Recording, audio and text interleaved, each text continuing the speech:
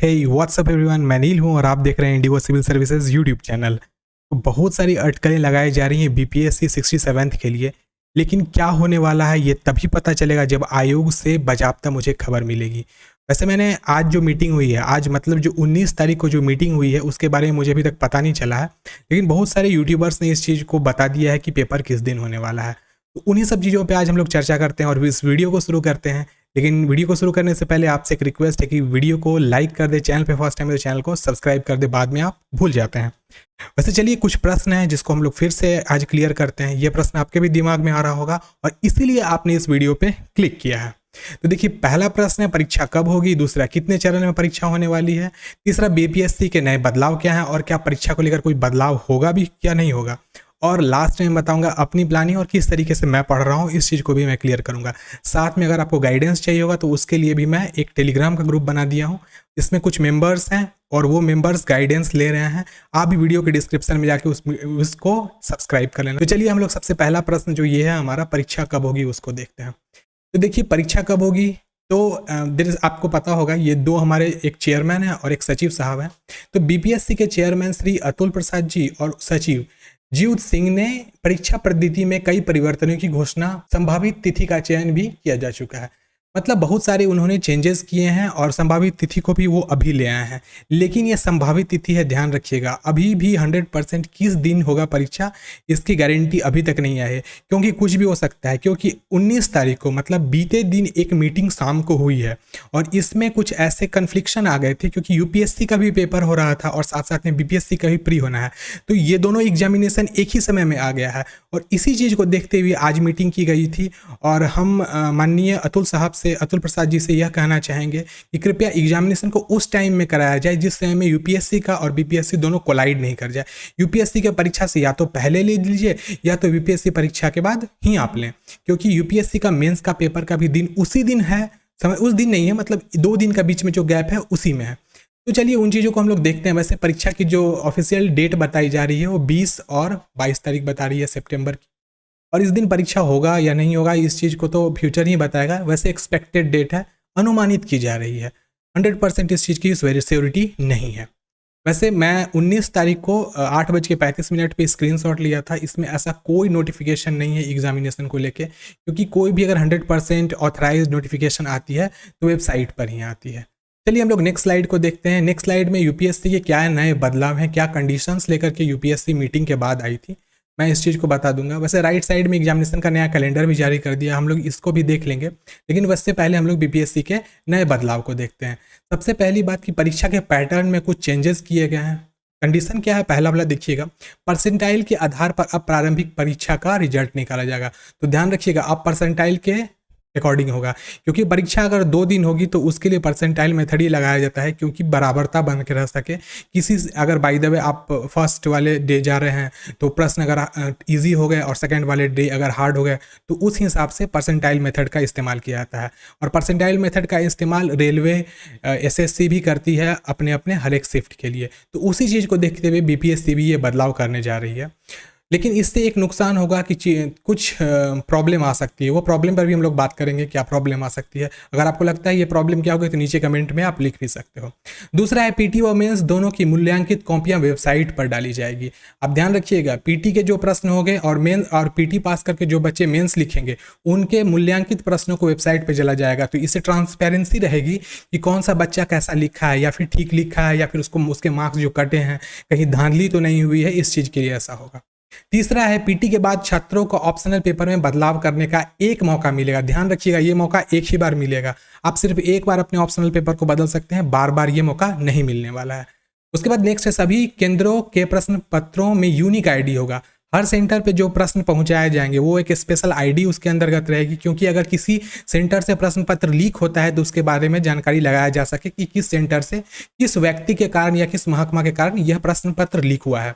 उसके बाद है जीपीएस लगे खास बॉक्सों में भेजा जाएगा प्रश्न। तो ध्यान रखिएगा, ग्लोबल पोजिशनिंग सिस्टम के द्वारा अब ट्रैक किया जाएगा कि कहीं प्रश्न को बीच में निकाला तो नहीं गया, बक्से को खोल के कहीं प्रश्न को निकाल करके कोई आदमी किसी से बेच तो नहीं दिया है। इन सब चीज़ों का ध्यान रखा जाएगा। इसलिए जीपीएस लगे हुए बॉक्स रहेंगे, उसके ऊपर एक डिवाइस लॉक भी लगा रहेगा, जिस तरह की उम्मीद की जा रही है।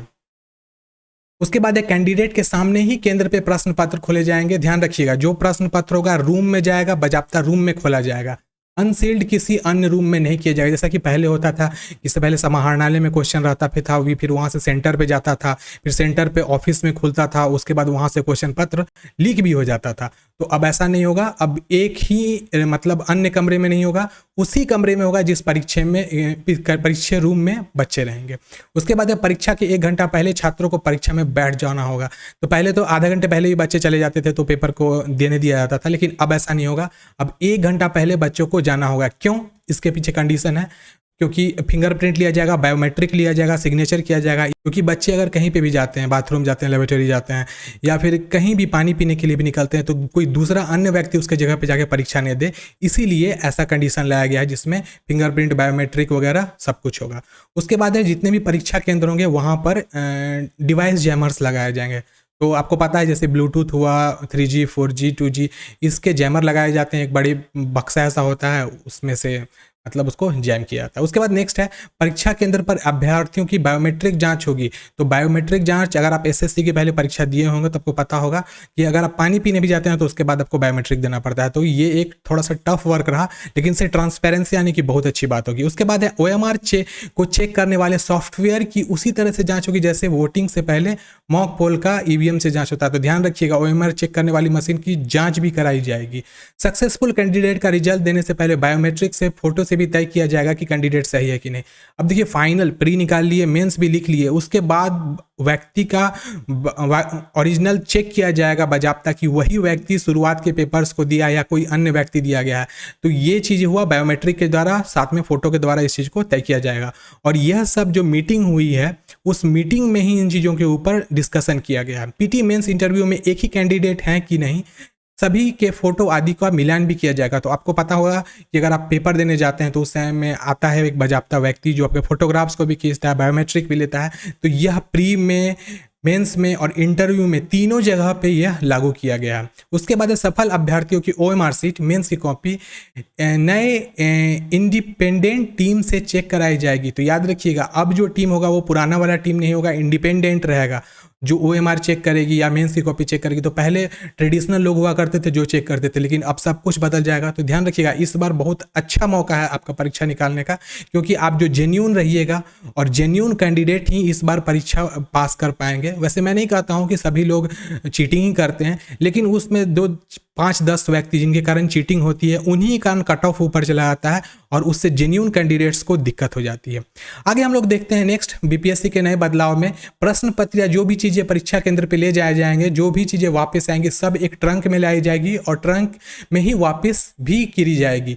इसमें स्मार्ट लॉक लगाया जाएगा। ध्यान रखिएगा, जो GPS से इनेबल्ड रहता है, BPSC कंट्रोल रूम में बैठे बैठे ही जाना जा सकेगा कि कहाँ पर लॉक खोला गया। तो बहुत अच्छी बात है। तो आप देख रहे हो कि BPSC UPSC से भी ज़्यादा एकदम पावरफुल हो गया है, एकदम पूरा अपनी शक्ति लगा दिया। और यह सब हो रहा है नए चेयरमैन साहब के आने का, क्योंकि पहले BPSC का जो रेपुटेशन ऑल ओवर इंडिया बर्बाद हो चुका है, उसको वो किसी न किसी तरीके से चाह रहे हैं अच्छा कर दें, जिससे कि स्टूडेंट्स के साथ अच्छा हो सके, ट्रांसपेरेंसी है और किसी के साथ भेदभाव नहीं हो। आगे है, हर सेंटर के लिए कॉपी चिन्हित होगी, ये स्पेशल कोड जनरेट किया जाएगा हर सेंटर के लिए। उसके बाद परीक्षा खत्म होने के बाद 15 मिनट और रुकेंगे अभ्यर्थी, इसके सामने ही आंसर कॉपी का सील किया जाएगा। तो ध्यान रखिएगा, अब पहले क्या होता था, कॉपी ले लिए टीचर्स और उसके बाद बच्चे भाग गए और उसके बाद जो है ना इसी तरीके से बाद में मतलब फ्रॉड होने का चांसेस रहता था। लेकिन अभी बच्चों के सामने ही कॉपी सील होगा, उसके लिए बच्चों को कम से कम 15-20 मिनट या आधा घंटा जो भी हो रुकना पड़ेगा। ये सब चीज़ सचिव साहब मतलब एक तरीके से कहे थे, तभी डिसीजन लिया गया है। आगे है, सफल PT कैंडिडेट्स की OMR सीट भी वेबसाइट पे डाली जाएगी कि क्या वो जेन्यूनली वर्क किया है कि नहीं किया है। मेंस में सफल अभ्यर्थियों की कॉपी भी वेबसाइट पे डाली जाएगी। इवैल्यूएशन के बाद की कॉपी भी वेबसाइट पे डाली जाएगी। तो ध्यान रखिएगा, हर एक शुरू के प्रश्न पत्र आंसर सीट, माफ कीजिएगा, शुरू के आंसर सीट और चेक करने के बाद की आंसर सीट, वो सभी वेबसाइट पे डाली जाएगी। इस तरह की कॉपियाँ सिर्फ कैंडिडेट ही देख सकेंगे। हाँ, ये बात है कि क्योंकि उसमें रोल नंबर और अपनी मतलब रोल नंबर हुआ, पासवर्ड हुआ, या फिर रोल नंबर या फिर कोई भी पर्सनल डेटा देकर ही आप वो कॉपी अपनी देख सकते हैं। इससे आयोग की आरटीआई के जवाब देने से बच सकेगा। तो पहले क्या होता था, जब भी दिक्कत हो जाती थी तो हमें आरटीआई लगानी पड़ जाती थी, तो अब वैसे समस्या नहीं आई, कोई आरटीआई की दिक्कत, राइट टू इन्फॉर्मेशन की कोई दिक्कत नहीं होगी। अब डायरेक्ट बच्चा देख पाएगा कि क्या वो जो प्रश्न का आंसर लिखा है वो सही लिखा है या गलत लिखा है, या क्या उसका इम्पैक्ट पड़ने वाला है। उसके बाद पीटी परीक्षा के बाद एक बार अभ्यर्थी को ऐच्छिक विषय बदलने का मौका मिलेगा। ये बहुत बड़ी बात है, याद रखिएगा। वैसे बच्चे जो गलती से गलत सब्जेक्ट सेलेक्ट कर लिए हैं वो बाद में एक बार चेंज भी कर पाएंगे। देखिए यहाँ पर राइट साइड में हम लोग एक चीज़ और देखते हैं कि यहाँ बीपीएससी के भर्ती परीक्षाओं का नया कैलेंडर आ गया। थोड़ा इसको देख लीजिएगा आप लोग, आप इसको स्क्रीनशॉट में भी मार लीजिएगा, मैं इतना एक्सप्लेन नहीं करूँगा। सबसे पहला वाला ही बता देता हूँ कि 67वीं प्रिलिमिनरी परीक्षा 20 और 22 सितंबर को एक्सपेक्ट की गई है। लेकिन अभी भी मैं बताता हूँ चांसेस बन सकता है, क्योंकि 19 तारीख के मीटिंग में उसकी वीडियो मैं नहीं बनाया हूँ। 19 तारीख का जो मीटिंग होगा उसकी जो कंटेंट है वो मैं शाम तक आज वीडियो बना के डाल दूंगा कि उसमें क्या डिसीजन लिया गया है।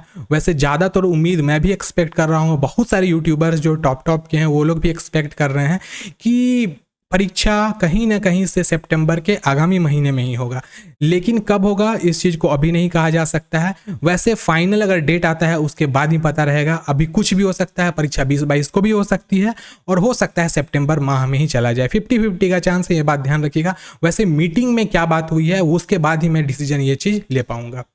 अब मैं बताता हूं क्या परीक्षा को लेकर कोई बदलाव होगा। देखिए यूपीएससी का जो मेंस का परीक्षा है वो 16, 17, 18, 24 और 25 सितंबर के है। इस पांचों दिन ही यूपीएससी के मेंस का परीक्षा लिया जा रहा है और उसी टाइम में बीपीएससी का प्री 20 और 22 तारीख है। तो आप देख सकते हो यहाँ पर ही वो दोनों पेपर आ रहा है। तो मेन पेपर जो यूपीएससी का होता है उसी के बीच में ये 2 दिन आ गया।